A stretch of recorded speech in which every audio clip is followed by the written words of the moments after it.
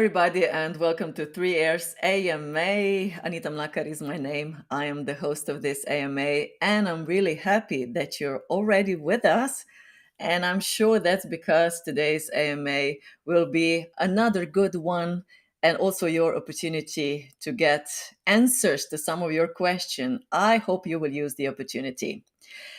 Of course, I would like to invite you to be a part of our community. We have great community on Instagram, not Instagram, I'm sorry, on Telegram, on Discord, and on Twitter. And of course, we are present on Instagram and on Facebook. And also, I would like to invite you to be a part or to subscribe to this YouTube channel so that you will get notifications every time we are going live. I will soon invite our guest to be with us, but first, as always, I will do a short introduction of our project. So, to connect Africa's cities with a fast and stable internet connection and become the first fully decentralized telecom platform is one of the goals of 3Air. So, what we are doing, we are connecting the unconnected, and once people have internet connection, we can then provide them with digital identities. Then we can bank the unbanked. We are giving them a wallet and so on and so on. But we have also decided on focusing on 3Air Global, which has always been a part of the plan, original plan. But now, since there are some delays in Africa, we have decided to focus on that. So we plan to make it easy for travelers to be able to use the internet easily with a global SIM card, which can be used anywhere in the world without waiting to buy a new SIM card to connect every time you come into some new country. So this is the goal we are following, and things are already in progress. Now, every time we have our CEO, Sandi Bitenc, with us, but today he is on the way somewhere on the plane or maybe at the airport, and I would like to invite our special guest to be with us. But he is special also because he is a part of 3Air's team. He is our Chief Revenue Officer, Ricardo Casanova. Hello, Ricardo, and welcome to our AMA. Hi, Edita. Thanks for having me. Hey, it's nice to have you here, Ricardo. And you have a very important role today. You will be talking in the name of 3Air, and I'm looking forward to that. Yeah, me too. I hope the questions aren't too difficult. Well, we'll see about that. But of course, there's also opportunity for all of you who are with us to ask questions today. But we have some questions that have already been put into our chat and community, and we will be talking about them a little later. Ricardo, where are you right now? I'm currently in Roatan, which is an island in Honduras. Yeah, so we had a conference here, a DeFi conference, which we participated in. And yeah, that's where I'm at right now. Yes, and we are looking forward to hear the report from this conference about what is happening when 3Air is going global. And I know you had some great plans with Sandi. You were both there. And please, Ricardo, do tell us, what are the news? So those that aren't aware, Roatan has a special zone called a ZETI, which allows them regulatory control. They're kind of an independent, for lack of a better term, municipality within the country where they can make their own rules when it comes to regulatory compliance. So that's the reason that we came down to meet with the founders of this environment and really talking about what can 3Air do to help them and what they can do to help 3Air. So the conversations that we've had will allow us, we're in talks to have regulatory compliance approval through what's called Prospero. The area is called Prospero. So it allows us to become a provider for internet access in the area. And really what we've already been able to do is become an MVNO through our previous partnerships. So yeah, we're well on the way and on the road to becoming regulatory approved. Mhm. Yeah, so we're looking forward to all the benefits that'll come with that. And the conversations have been extremely positive.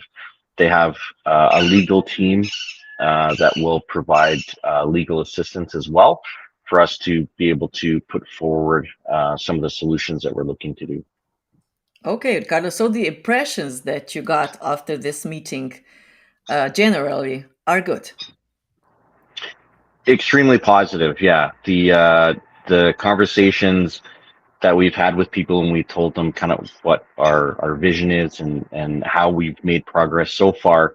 Their eyes light up a little bit, and people are asking, hey, how can we invest in this project? So that's generally a good sign, is when people want to invest with their money.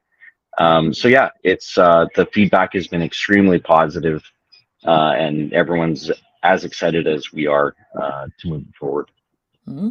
Can you tell us a little bit, Ricardo, how are these, let's say, talkings or negotiations, whatever they are going, or how are they looking like? Are you sitting at the table? Are you having a presentation? How does it look like? Yeah, so Sandy and I, we gave a presentation to the group as to kind of what our vision is and what we hope to do.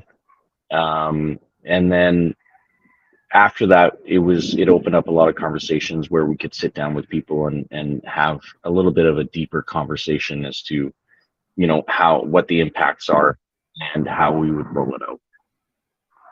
Well, people are also talking a lot in our community about the white paper. And like you said, presentation and telling everybody what this project is all about is very important. And so is the white paper, actually talking about the whole project. And there are some questions about how far is it, when it will be published, and why is it not published yet? Could you tell us more about that? Sure, yeah. So the white paper, our team has gone through it several times. We have a finished product. We sent it off to some legal advisors that we have for them to do one last kind of go at it. This session at Roatan, I think, was important for us to be able to validate what was already in the white paper. So the delay has been just because we wanted to make sure that we do things right out of the gate. We want to have a strong foundation to build off of. So now that we've had the legal folks at Roatan and our own legal folks have a peek at it, now we'll be able to actually get it out to the community and the community at large. But the white paper as it is finished. It is finished. Yep, that's Okay. correct. Okay, that's good. I think we have Sandi on connection, if I'm not mistaken. Just let's check. Sandi, are you able to talk? Hello, Sandi. Hello, I'm here. Hello. Hello and There he welcome. is. Yeah, I just managed to get through security check on the airport. Will they let you go home? I'm not going home, I know. so but they will. Yeah, they let us through. It's just the airports, the U.S. airports are awful, really awful. Like you said it last time, the impression didn't change, right? No, not at all. It's the same. Okay, So how Sandi, are since you guys? we are great. How are we, Ricardo? Excellent. Doing really good. Perfect. Yeah. Ricardo still enjoying paradise. I'm still in paradise. Yeah. I hear some birds singing in the background, Ricardo, so it must be really nice there. Yeah. Enjoying the view, as I Yeah. can see. They don't shut up. Yeah. First thing in the morning. And like you said when we were talking earlier, you will be there for another 5 days, so you better get used to it, you know. Yeah, right? Yeah. Sandi, since we have you online, we were already talking with Ricardo a little bit what was going on there in the conference in Roatan. Could you add your perspective? Um, so I really liked it. It was a bit of a different conference than the usual one. It was less people, but the people were really focused on what needs to be done, and really, especially on the Prospera project in general, they were really focused on that. So, what I really liked about it, there was no scammers there, so everyone was kind of doing their business. So with whomever you engage in a conversation, it was a meaningful conversation, and that's quite hard to get these days on the bigger conferences. So I had a really few nice conversations. What I like besides the conference is that the whole island is kind of embracing new technology, with Bitcoin leading the way. So I was able to actually pay with Bitcoin on the Lightning Network on multiple places. So we're paying for our pizzas, for our margaritas, for our diving, everything. We could just go and scan a QR code and just immediately pay with Bitcoin and Lightning. So that was amazing. And on when we went for a dinner, I actually could pay also with Binance Pay. So in that regard, they are so far ahead of wherever I was in the world else. So Europe is not keeping on par. US, of course, not. Neither does the UAE. So even in Dubai, you don't have these places where you can actually pay so easily with crypto. So that was amazing to see. So there are things happening there, and it looks like the jurisdiction is really really friendly. The thing is just that, it's still the whole island is really really small. So, but they have big plans, and they let us walk a bit their premises there and showed us a bit the plans that they're building and planning to build in the future. So, if this goes well, it'll for sure be a big thing. They're also a neighboring country of El Salvador, so the first country that actually adopted Bitcoin as a legal tender. I don't think that Honduras in general has the same mentality, but they do allow Prospera to actually act as a kind of independent zone within Honduras, especially on the Roatan.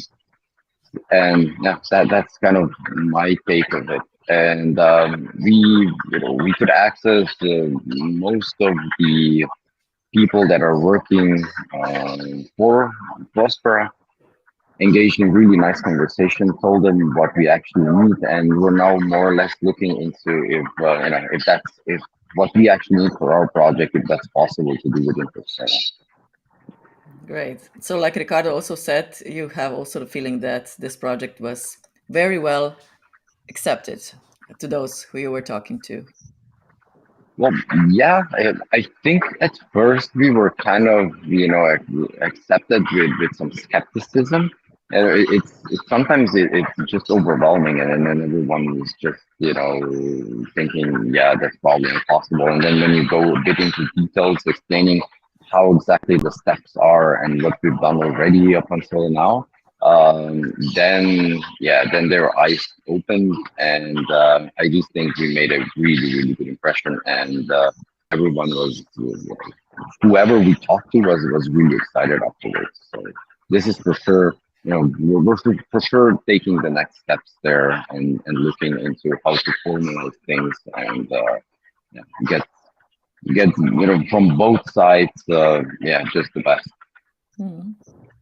Ricardo, would you say that you and Sandi make a good team? Yeah, definitely. We work in tandem, and we did a presentation. And yeah, Sandy has, you know, one strength, and then I can come in with a different strength. So yeah, absolutely. I think we make a really good team. Okay. Yeah, for sure, absolutely. I fully agree. Now, having this impressions, having this informations from this conference, There was also a question in our community, but anyways, how do you expect, or in which way will it go concerning new partners, investors? What kind of feeling do you have about that? Ricardo had some talks when I left, so I think that part went okay. Um, I would say that Prospero can bring a lot in that side on that side. So let's see. We need some time to really digest. If this were the first talks, we did have a few calls before, but it's always something else when you meet people face to face. And I think that now that we done that part, that things will start moving a bit faster because before they were like, yeah, okay, then you have a call and uh, then you have another call, and in between usually not much happens. So this was for sure a good thing that we went there, and I do think we'll see a lot of movement now on also on the investment partnership side. Okay. Ricardo, what would you say about it, about partners and investors? Yeah, I think Sandy's right. It's it's different when you're far from someone and you just have kind of these discussions that are kind of broader. But we were able to, Sandy spent, I think, a few hours with a very key individual one night to discuss the project. And last night we went to a far end of the island, and I went with a bunch of the key players as well. And so I was in the car with them, and so that gave us an opportunity to actually chat specifics and kind of drill down on things. So I had 30 minutes to kind of give my pitch instead of the 10-second pitch. And by the time we got out of the car, there was questions of like, okay, well, like, how can we invest in this, right? So it's really a different environment when you're presenting something, and then when you actually get to sit down and have a chat, one to one, and make it a little more personal. So I think, like Sandy said, everybody was very excited once they understood. And let's be frank, it's complicated. It is a complex solution what we're trying to create and build and sell. So once people really understand it, they get very excited, and they are very, very supportive of it. So I don't think investors and partners will be hard to come by. Okay. But do we already have the answer to that question? How can we invest, since this is the next step? Okay. Yeah, we do have an outline, but it's not so easy. So we have an outline. Then there's always negotiations in that regard. Okay. Just going back to some questions that came into our community. There was a specific question. Last AMA, you were ready to sign a contract for SIM. How close to launching a product are you? We're actually pretty close to be able to launch a product. So there is one thing that happened now in Roatan, and that could actually bring us far better how do I call it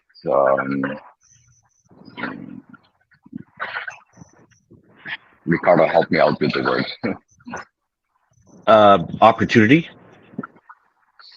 Yeah, in a sense. Yeah, it's not directly opportunity that I wanted to say, but we are actually looking into a better product in that sense. So getting a better agreement from where we were right now. So, but in any way, the product will be coming. It's just the matter of who we sign with. Okay. There's a question from James right now. You mentioned Prospero. What is that? Well, Prospero is actually a special zone within Honduras that have their own jurisdiction. You can think of it like a small country within a country. So they can write their own regulatory frameworks, and that's really, really important for what we're trying to do because the telecom regulatory framework is, is the thing that is keeping most of the players out of accessing the services and providing services there actually. So it's the biggest obstacle to become a full-fledged telecom. So this is where we actually think that working together with Prospero might be a game changer for us. This is what you were talking at the beginning, Ricardo.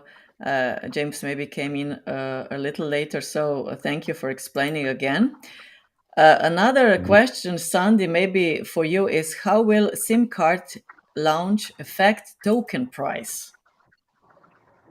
Oh, that's hard to say, and it's really hard to say about how the token price is ever gonna be, and it's just first of all we cannot speak on any of the pricing of the token. It's just it's always a legal issue, and to be honest, I don't know how it will affect it. I hope positively. Okay. And another question, are other telecom companies interested in the product? We haven't been offering anything like that to other telcos, but I think they might be interested. Yeah, for sure. We do want to make things right and properly, and the big telcos they are usually they would just what they would do, they would take our product and make it like fully centralized, and we actually want to run this together with our community. No other telco will do this. That's for sure. So we're not really keen on going into any kind of negotiations with them right now. Also, it's not the right time. So until we have traction and customers, it's either way, it makes no sense to talk to them. Okay. What do you think, Ricardo? You have a lot of experience there on that side of the telcos. Yeah, I think they they would be not not very keen on something like this initially. The thing with the carriers is that they provide internet connectivity. Basically, is what they're providing. They provide that data connection, and it's a little bit of dumb pipe, and that's what they've been fighting against for the last few years. Is all they're providing is pipe, and then you have service providers like Netflix and everybody carrying their data across their connection, and their challenge is how do we become more part of the ecosystem than just being the pipe.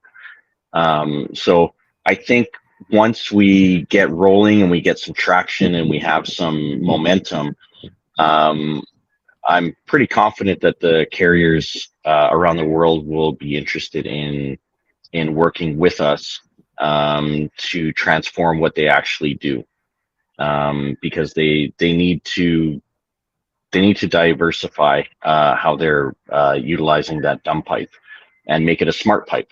And I think that we can provide that avenue to do that. So nice. Okay, so to underline, you were at the conference. You actually finished it right now. The feeling is good. You said that also the project it was well accepted on the side of the people that you were presenting it to. Now the logical question is, of course, what is the next step? Well, we have the next steps mostly in regards to the legal stuff that we need to figure out, and we need to figure out how we can fit into Prospero and how Prospero can actually help us. And it's not a 100% straightforward process.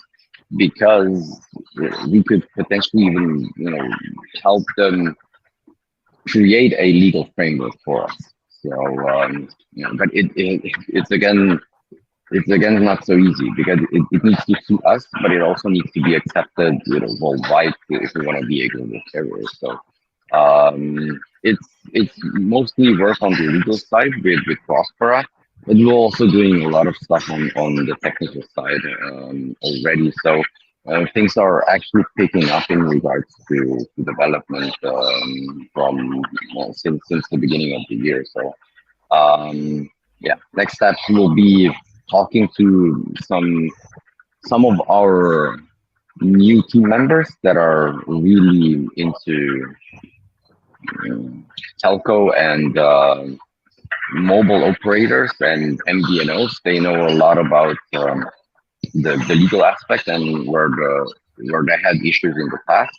So that would be the first thing to get to know, and then we need to again go and talk to Prospera and see, how the regulations currently are there and how they're in Honduras, and then we go back and actually get the lawyer team in a sense to just start writing that out. It's really hard to say how exactly the process will look like because we've never done it, and I don't think there's anyone in the world that's done this in that way. So it's gonna be a challenge. What do you think, Ricardo? Yeah, I think it's going to be a challenge, but I think we've laid a strong foundation into how we can move forward, and I think the Prospera team and their legal team have laid out a strong term as well. So I think that we have a lot of positive stuff to move forward on. It's just a matter of working through the process. So from our side on the legal side and from their side on the regulatory legal side, yeah, we're in good shape. And something that also came out of our discussions was, which was a secondary conversation, and maybe Sandi, you can touch on this a little bit, but of being able to provide them technology that 3Air already does on the island. Yeah, we started talking about that also because the connectivity there isn't really on par. I had a SIM card there, and just where we were staying, I just didn't have a reception, so I was always reliant on a Wi-Fi that also didn't work really too well. So they're for sure keen on having some additional connectivity at a highest level, and we could do that really easily. The whole island is not too big, so probably one to max two base stations would already be enough. Um, so we'll also look into that. Absolutely. Okay, so this is another opportunity coming up. Great. Great. Is there any event that you're planning to go to together maybe in the future? I don't think there are any events right now in plan. We just need to do the work now. Yes, I agree. Yeah.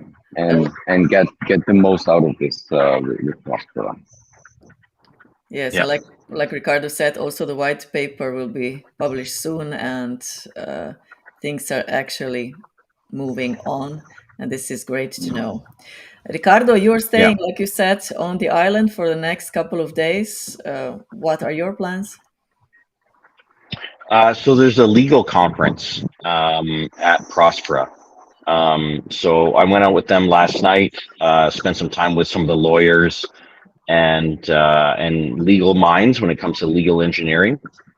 So I'll be spending some time with them in some work groups at their site and really trying to explore what exactly some of the challenges we might come up against and finding more allies in what we're trying to do. So yeah, so I'll be I'll be hanging out here and going to the legal side of the conference and making some more friends. Good. Sandi, where are you going? I'm actually flying now for my vacation. So I'll be, yeah. Let's see how this goes. If it's gonna be a vacation or not. But we're flying to Vietnam at this moment in time. So that was kind of planned. The first, in a sense, true vacation since 3 years. But yeah, I thought I would be already today a bit off, but was just working since the morning and catching up on things. So I think it's gonna be hard to really disconnect totally. Pretty sure that will happen. But yeah, let's see. Let's make the best out of it. And now instead of relaxing at the airport, enjoying your, I don't know, drink or something, you have to talk here. I actually like this. I prefer this over a drink. And I'm really happy that a really cool team has been building around the 3-year global project. So I won't be missed as much because they can take over a lot of stuff that I've been doing in the past. We're also beefing up again some team, some new members coming into on the technical side, and let's see when we'll be presenting those new persons also. I think pretty soon. That's good news. Also being able to rely to somebody to do the work. And I'm great, Sandi, that you will take some days off. Ricardo, Sandi, thank you very much for being a part of this AMA. I think we have said and told everything that was needed to be said right at this point. And of course, there's another opportunity after 14 days at our next AMA, and I'm looking forward to that. So enjoy your time. Thank you for all the information. Stay tuned in the community. And thank you very much. See you again in 2 weeks. Thank you. Bye-bye. Bye. Thank you.